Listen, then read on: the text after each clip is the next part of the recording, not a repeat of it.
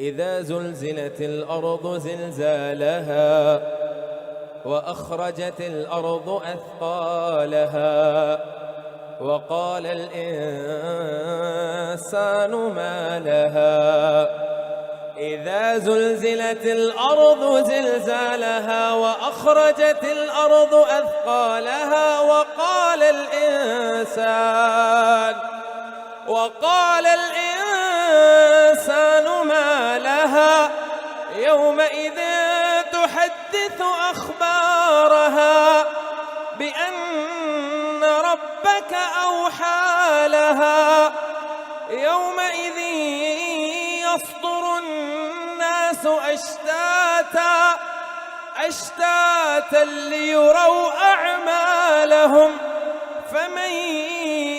يعمل مثقال ذرة خيرا يره